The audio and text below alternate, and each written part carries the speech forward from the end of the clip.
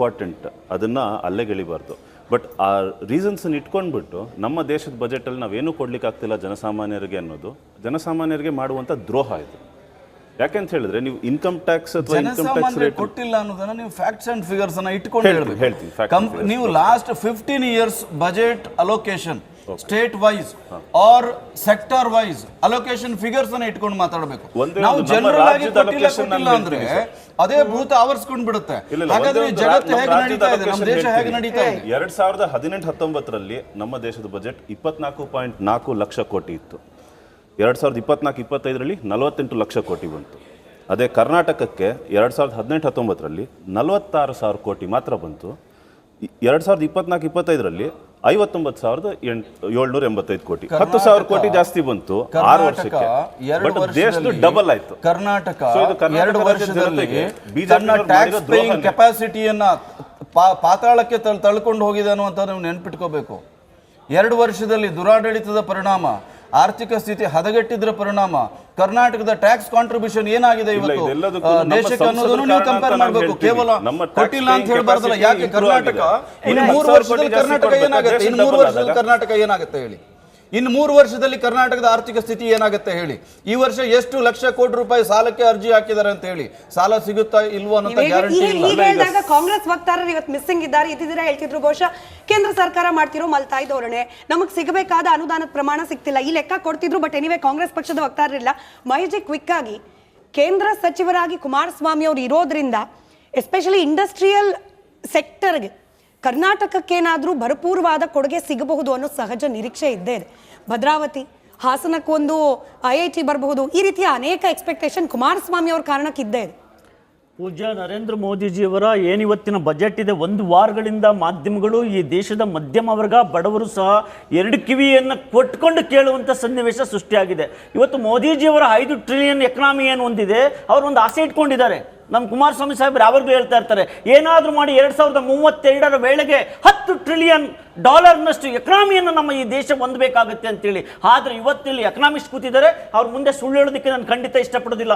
ಯಾಕೆ ಅಂತ ಹೇಳಿದ್ರೆ 5 ಟ್ರಿಲಿಯನ್ ಇರುವಂತಹ ಇವತ್ತು ಎಕನಾಮಿಯನ್ನು 10 ಟ್ರಿಲಿಯನ್ ಒಂದು 5 ವರ್ಷದಲ್ಲಿ ಮಾಡಬೇಕು ಅಂತ ಹೇಳಿದ್ರೆ ಭಾರತದ ಪರಿಸ್ಥಿತಿಯನ್ನು ಅವಲೋಕನವನ್ನು ಮಾಡಬೇಕಾಗುತ್ತೆ.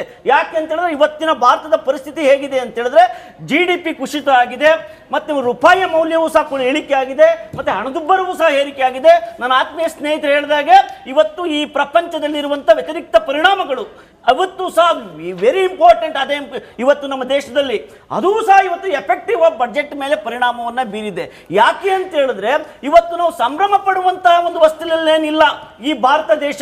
ಯಾಕೆ ಅಂತ ಹೇಳಿದ್ರೆ ನಿಮ್ಗೆಲ್ಲ ಗೊತ್ತೇ ಇದೆ, ಇಳಿಯಬಹುದಾದಂಥ ಆದಾಯದ ತೆರಿಗೆಯ ಮೇಲೆ ಇವತ್ತಿನ ಮಧ್ಯಮ ವರ್ಗ ಪಾಪ ಕಣ್ಣು ಬಿಟ್ಟು ನೋಡುವಂಥ ಪರಿಸ್ಥಿತಿ ಸೃಷ್ಟಿಯಾಗಿದೆ. ನೀವೇ ಮಾಧ್ಯಮದಲ್ಲಿ 3 ದಿನಗಳಿಂದ ತೋರಿಸ್ತಾ ಇದ್ದೀರಾ, ಮಧ್ಯಮ ವರ್ಗಕ್ಕೆ ಬೇಕಾಗಿದೆ 10 ಲಕ್ಷದವರೆಗೆ ದಯವಿಟ್ಟು ಏರಿಕೆ ಮಾಡಿ ಮೋದಿಜಿಯವರು ಕೇಳೋದನ್ನ ಅಂತೇಳಿ ಮಾಧ್ಯಮಗಳು ಬಡವರ ಬಗ್ಗೆ ನೀವೇ ಸಹ ಹೇಳಿದ್ದೀರಿ. ಹಾಗಾದ್ರೆ ಇವತ್ತು ನಾವು ಸಂಭ್ರಮ ಪಡೆದೇ ಇರುವಂಥ ಸ್ಥಿತಿಯಲ್ಲಿ ನೀವು ಹೇಳಿದ್ರಿ ಕುಮಾರಸ್ವಾಮಿ ಸಾಹೇಬರು ಏನಾದರೂ ಮಾಡಿ ಕರ್ನಾಟಕಕ್ಕೆ, ಕುಮಾರಸ್ವಾಮಿ ಅವರು ಕರ್ನಾಟಕಕ್ಕೆ ಕೇವಲ ಮಿನಿಸ್ಟರ್ ಆಗಿಲ್ಲ, ಇಡೀ ದೇಶದ ಒಳಿತಿಗಾಗಿ ಇವತ್ತು ಒಂದು ಮೋದಿ ಸಂಪುಟದಲ್ಲಿ ಕರ್ನಾಟಕದ ಕನ್ನಡಿಗರು ಒಂದು ಎಕ್ಸ್ಪೆಕ್ಟೇಷನ್ ಒಂದು ಮಾತಾಡಲ್ಲ. ಮಂಡ್ಯ ಕ್ಷೇತ್ರದ ಜನ ನಾವು ಗೆದ್ದು ಕಳ್ಸಿದ್ವಿ, ಮಂಡ್ಯಗೆ ಏನಾದ್ರು ಕೊಡ್ತಾರೋ ಇಲ್ವೋ ಅಂತ ಹೇಳಿ ಎಕ್ಸ್ಪೆಕ್ಟ್ ಮಾಡ್ತಾರೋ ಬೇಡ ಮಾಡಬಾರ್ದು ನಿಮ್ ಪ್ರಕಾರ? ಯೂನಿಯನ್ ಮಿನಿಸ್ಟರ್ ಒಂದು ಮಾತು ಹೇಳ್ಬಿಡ್ತೀನಿ. ನಿರ್ಮಲಾ ಸೀತಾರಾಮ್ ಜಿ ಅವರನ್ನ ಎಷ್ಟು ಕೂಲಂಕುಷವಾಗಿ ಮಾತನಾಡಿ ಒಪ್ಪಿಸಿ 11,440 ಕೋಟಿ ರೂಪಾಯಿ ಬಿಡುಗಡೆ ಮಾಡಿಸಿ ಈ 35,000 ಕೋಟಿ ರೂಪಾಯಿ ಸಾಲದ ಸುಳಿಯಲ್ಲಿದ್ದಂತ ವೈಜಾಗ್ ಕಂಪನಿಯನ್ನ ಮರುಜೀವ ಕೊಟ್ಟಿದೀವಲ್ಲ, ಹೆಮ್ಮೆಯಿಂದ ಹೇಳ್ಕೊಳ್ತೀನಿ. ಇದೇ ನೀವತ್ತು ಮೈತ್ರಿ ಮಾಡ್ಕೊಂಡಿದ್ರೆ ನಿರ್ಮಲಾ ಸೀತಾರಾಮನ್ ಅವ್ರ ಪರವಾಗಿ ಮಾತಾಡ್ತಿದ್ರಿ. ಇದೇ ಈ ಹಿಂದೆ ಇದೇ ನಾವು ರಾಜ್ಯದಿಂದ ಆಯ್ಕೆ ಮಾಡಿ ಕಳ್ಸಿದೀವಿ, ರಾಜ್ಯಕ್ಕೆ ಅನ್ಯಾಯ ಮಾಡಿದ್ರು ಅಂತ ನೀವೇ ಮಹೇಶ್ ಜಿ ಅವರು ಹೇಳಿದ್ದು ಗ್ಲೋಬಲಿ ಆಗ್ತಾ ಇರುವ ಕೆಲವೊಂದಷ್ಟು ಪರಿಸ್ಥಿತಿಗಳು ಭಾರತದ ಆರ್ಥಿಕತೆ ಮೇಲೆ ಪರಿಣಾಮ ಬೀರ್ತಾ ಇದೆ. ನಾನು ಕ್ರಾಸ್ಟಾ ಸರ್ನ ಕೇಳ್ತೀನಿ, ಹಾಗಾದ್ರೆ ಭಾರತ ಸರ್ಕಾರದ ನಿಯಮಗಳು ಅದನ್ನ ಕಡಿವಾಣ ಹಾಕ್ಲಿಕ್ಕೆ ಸಾಧ್ಯನೇ ಇಲ್ವಾ ಅಂತ ಹೇಳಿ? ಬರೀ ಗ್ಲೋಬಲ್ ಫ್ಯಾಕ್ಟರ್ ಮಾತ್ರ ಇಂಡಿಯನ್ ಎಕಾನಮಿನ ಈ ಪರಿಸ್ಥಿತಿಗೆ ತರ್ತಾ ಇದೆಯಾ ಅಂತ? I appreciate the point Harish ಅವರು ಹೇಳಿದ್ದು. BJPನವರು ಪೊಲಿಟಿಕ್ಸ್ ಬೇಡ, ಆರ್ಥಿಕ ಸ್ಥಿತಿಯನ್ನು ತಗೊಳ್ಳಿ. ಈಗ ಟ್ರಂಪ್ ಅವರು ಒಂದು ಸ್ಥಾಪನೆ ಬಂದ ಕ್ಷಣ, ಇಲೆಕ್ಟ್ ಆಗಿ ಬಂದ ಕ್ಷಣ ಒಂದೇ ಒಂದು ದಿವಸಕ್ಕೆ 100 ಎಕ್ಸಿಕ್ಯೂಟಿವ್ ಆರ್ಡರ್ಸ್ ಪಾಸ್ ಮಾಡಿದ್ರು. ಅಲ್ಲಿ ಆರ್ಥಿಕ ಸ್ಥಿತಿ ಹೇಗಿದೆ? 35 crores ಮಾತ್ರ ಇದು ಪಾಪ್ಯುಲೇಷನ್.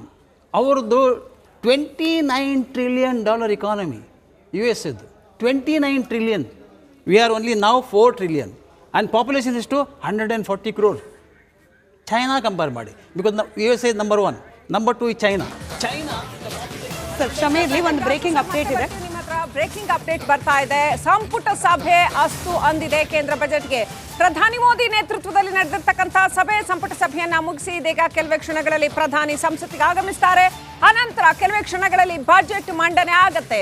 ಕೇಂದ್ರ ಬಜೆಟ್ 2025ಕ್ಕೆ ಸಂಪುಟ ಸಭೆ ಅಸ್ತು ಅಂತ ಹೇಳಿದೆ. ಇನ್ನೇನು ಕೆಲವೇ ಕ್ಷಣಗಳಲ್ಲಿ ಇಬ್ರು ಕೂಡ 10:45 ಸುಮಾರಿಗೆ ಬರ್ತಾರೆ ಸಂಸತ್ತಿಗೆ. ಕೆಲವೇ ಕ್ಷಣಗಳಲ್ಲಿ ನಿರ್ಮಲಾ ಸೀತಾರಾಮನ್ 8ನೇ ಬಜೆಟ್ ಅನ್ನ ಮಂಡನೆ ಮಾಡ್ತಾರೆ. ಅದೊಂದು ಫಾರ್ಮ್ಯಾಲಿಟಿ ಮೀಟಿಂಗ್ ಇರುತ್ತೆ, ಒಂದು 15 ನಿಮಿಷದ ಫಾರ್ಮ್ಯಾಲಿಟಿ ಮೀಟಿಂಗ್ ಇರುತ್ತೆ. ಅಲ್ಲಿ ಎಲ್ಲ ಸಂಸದರಿಗೂ ಕೂಡ ತಮ್ಮ ಟೀಮ್ಗೆ ನಿರ್ಮಲಾ ಸೀತಾರಾಮನ್ ಎಕ್ಸ್ಪ್ಲೈನ್ ಮಾಡ್ತಾರೆ ತಮ್ಮ ದೂರದೃಷ್ಟಿ ಏನು ಅನ್ನೋಂಥದ್ದನ್ನ. ಈಗ ಸಂಪುಟ ಅಸ್ತು ಅಂತ ಹೇಳಿದೆ ಕೇಂದ್ರ ಬಜೆಟ್. ಒಂದು ಕಡೆ ದ್ರೌಪದಿ ಮುರ್ಮು ಅವರು ಅಂಕಿತ ಹಾಕಿದ್ದಾಯಿತು, ಕ್ಯಾಬಿನೆಟ್ನಲ್ಲೂ ಕೂಡ ಅಷ್ಟು ಇಂಪಾರ್ಟೆಂಟ್, ಅದನ್ನು ಅಲ್ಲೆಗೆಳಿಬಾರ್ದು. ಬಟ್ ಆ ರೀಸನ್ಸನ್ನು ಇಟ್ಕೊಂಡ್ಬಿಟ್ಟು ನಮ್ಮ ದೇಶದ ಬಜೆಟಲ್ಲಿ ನಾವೇನು ಕೊಡ್ಲಿಕ್ಕೆ ಆಗ್ತಿಲ್ಲ ಜನಸಾಮಾನ್ಯರಿಗೆ ಅನ್ನೋದು ಜನಸಾಮಾನ್ಯರಿಗೆ ಮಾಡುವಂಥ ದ್ರೋಹ ಇದು. ಯಾಕೆಂತ ಹೇಳಿದ್ರೆ ನೀವು ಇನ್ಕಮ್ ಟ್ಯಾಕ್ಸ್ ಅಥವಾ ಇನ್ಕಮ್ ಟ್ಯಾಕ್ಸ್ ರೇಟ್ ಕೊಟ್ಟಿಲ್ಲ ಅನ್ನೋದನ್ನ ನೀವು ಫ್ಯಾಕ್ಟ್ಸ್ ಅಂಡ್ ಫಿಗರ್ಸ್ ಅನ್ನ ಇಟ್ಕೊಂಡು ಹೇಳ್ತೀನಿ. ನೀವು last 15 years budget allocation state wise or sector wise allocation figures ಅನ್ನ ಇಟ್ಕೊಂಡು ಮಾತಾಡಬೇಕು. ನಾವು ಜನರಲ್ ಆಗಿ ಕೊಟ್ಟಿಲ್ಲ ಅಂದ್ರೆ ಅದೇ ಭೂತ ಆವರಿಸ್ಕೊಂಡು ಬಿಡುತ್ತೆ. ಹಾಗಾದ್ರೆ ಜಗತ್ತು ಹೇಗೆ ನಡೀತಾ ಇದೆ, ನಮ್ಮ ದೇಶ ಹೇಗೆ ನಡೀತಾ ಇದೆ? 2018-19ರಲ್ಲಿ ನಮ್ಮ ದೇಶದ ಬಜೆಟ್ 24.4 ಲಕ್ಷ ಕೋಟಿ ಇತ್ತು. 2024-25ರಲ್ಲಿ 48 ಲಕ್ಷ ಕೋಟಿ ಬಂತು. ಅದೇ ಕರ್ನಾಟಕಕ್ಕೆ 2018-19ರಲ್ಲಿ 46,000 ಕೋಟಿ ಮಾತ್ರ ಬಂತು. 2024-25ರಲ್ಲಿ 59,785 ಕೋಟಿ, 10,000 ಕೋಟಿ ಜಾಸ್ತಿ ಬಂತು 6 ವರ್ಷಕ್ಕೆ. ಬಟ್ ದೇಶದ ಡಬಲ್ ಆಯ್ತು. ಕರ್ನಾಟಕ 2 ವರ್ಷದಲ್ಲಿ ತನ್ನ ಟ್ಯಾಕ್ಸ್ ಪೇಯಿಂಗ್ ಕೆಪಾಸಿಟಿಯನ್ನ ಪಾತಾಳಕ್ಕೆ ತಳ್ಕೊಂಡು ಹೋಗಿದೆ ಅನ್ನುವಂತ ನೀವು ನೆನ್ಪಿಟ್ಕೋಬೇಕು. 2 ವರ್ಷದಲ್ಲಿ ದುರಾಡಳಿತದ ಪರಿಣಾಮ, ಆರ್ಥಿಕ ಸ್ಥಿತಿ ಹದಗೆಟ್ಟಿದ್ರ ಪರಿಣಾಮ ಕರ್ನಾಟಕದ ಟ್ಯಾಕ್ಸ್ ಕಾಂಟ್ರಿಬ್ಯೂಷನ್ ಏನಾಗಿದೆ ಇವತ್ತು ದೇಶಕ್ಕೆ ಅನ್ನೋದನ್ನು ನೀವು ಕಂಪೇರ್ ಮಾಡಬೇಕು. ಕೇವಲ ಕೊಟ್ಟಿಲ್ಲ ಅಂತ ಹೇಳಬಾರ್ದಲ್ಲ. ಯಾಕೆ ಕರ್ನಾಟಕ ಇನ್ನು 3 ವರ್ಷದಲ್ಲಿ ಕರ್ನಾಟಕ ಏನಾಗುತ್ತೆ? ಇನ್ನು 3 ವರ್ಷದಲ್ಲಿ ಕರ್ನಾಟಕ ಏನಾಗುತ್ತೆ ಹೇಳಿ? ಇನ್ನು 3 ವರ್ಷದಲ್ಲಿ ಕರ್ನಾಟಕದ ಆರ್ಥಿಕ ಸ್ಥಿತಿ ಏನಾಗುತ್ತೆ ಹೇಳಿ? ಈ ವರ್ಷ ಎಷ್ಟು ಲಕ್ಷ ಕೋಟಿ ರೂಪಾಯಿ ಸಾಲಕ್ಕೆ ಅರ್ಜಿ ಹಾಕಿದ್ದಾರೆ ಅಂತ ಹೇಳಿ, ಸಾಲ ಸಿಗುತ್ತಾ ಇಲ್ವೋ ಅನ್ನೋ ಗ್ಯಾರಂಟಿ ಇಲ್ಲ. ಕಾಂಗ್ರೆಸ್ ವಕ್ತಾರರು ಇವತ್ತು ಮಿಸ್ಸಿಂಗ್ ಇದ್ದಾರೆ, ಇದ್ದಿದ್ದೀರಾ ಹೇಳ್ತಿದ್ರು. ಬಹುಶಃ ಕೇಂದ್ರ ಸರ್ಕಾರ ಮಾಡ್ತಿರೋ ಮಲ್ತಾಯಿ ಧೋರಣೆ, ನಮಗೆ ಸಿಗಬೇಕಾದ ಅನುದಾನದ ಪ್ರಮಾಣ ಸಿಗ್ತಿಲ್ಲ ಈ ಲೆಕ್ಕ ಕೊಡ್ತಿದ್ರು. ಬಟ್ ಎನಿವೆ ಕಾಂಗ್ರೆಸ್ ಪಕ್ಷದ ವಕ್ತಾರರಿಲ್ಲ. ಮಹೇಶ್ ಕ್ವಿಕ್ ಆಗಿ ಕೇಂದ್ರ ಸಚಿವರಾಗಿ ಕುಮಾರಸ್ವಾಮಿ ಅವರು ಇರೋದ್ರಿಂದ ಎಸ್ಪೆಷಲಿ ಇಂಡಸ್ಟ್ರಿಯಲ್ ಸೆಕ್ಟರ್ಗೆ ಕರ್ನಾಟಕಕ್ಕೇನಾದರೂ ಭರಪೂರವಾದ ಕೊಡುಗೆ ಸಿಗಬಹುದು ಅನ್ನೋ ಸಹಜ ನಿರೀಕ್ಷೆ ಇದ್ದೇ ಇದೆ. ಭದ್ರಾವತಿ, ಹಾಸನಕ್ಕೊಂದು IIT ಬರಬಹುದು, ಈ ರೀತಿಯ ಅನೇಕ ಎಕ್ಸ್ಪೆಕ್ಟೇಷನ್ ಕುಮಾರಸ್ವಾಮಿ ಅವ್ರ ಕಾರಣಕ್ಕೆ ಇದ್ದೇ ಇದೆ. ಪೂಜ್ಯ ನರೇಂದ್ರ ಮೋದಿಜಿಯವರ ಏನಿವತ್ತಿನ ಬಜೆಟ್ ಇದೆ, 1 ವಾರಗಳಿಂದ ಮಾಧ್ಯಮಗಳು ಈ ದೇಶದ ಮಧ್ಯಮ ವರ್ಗ ಬಡವರು ಸಹ 2 ಕಿವಿಯನ್ನು ಕೊಟ್ಕೊಂಡು ಕೇಳುವಂಥ ಸನ್ನಿವೇಶ ಸೃಷ್ಟಿಯಾಗಿದೆ. ಇವತ್ತು ಮೋದಿಜಿಯವರ 5 ಟ್ರಿಲಿಯನ್ ಎಕನಾಮಿ ಏನು ಹೊಂದಿದೆ, ಅವರು ಒಂದು ಆಸೆ ಇಟ್ಕೊಂಡಿದ್ದಾರೆ. ನಮ್ಮ ಕುಮಾರಸ್ವಾಮಿ ಸಾಹೇಬ್ರು ಯಾವಾಗಲೂ ಹೇಳ್ತಾ ಇರ್ತಾರೆ, ಏನಾದರೂ ಮಾಡಿ 2032ರ ವೇಳೆಗೆ $10 ಟ್ರಿಲಿಯನ್ ಎಕನಾಮಿಯನ್ನು ನಮ್ಮ ಈ ದೇಶ ಹೊಂದಬೇಕಾಗುತ್ತೆ ಅಂತೇಳಿ. ಆದರೆ ಇವತ್ತಿಲ್ಲಿ ಎಕನಾಮಿಸ್ಟ್ ಕೂತಿದ್ದಾರೆ, ಅವ್ರ ಮುಂದೆ ಸುಳ್ಳು ಹೇಳೋದಕ್ಕೆ ನಾನು ಖಂಡಿತ ಇಷ್ಟಪಡೋದಿಲ್ಲ.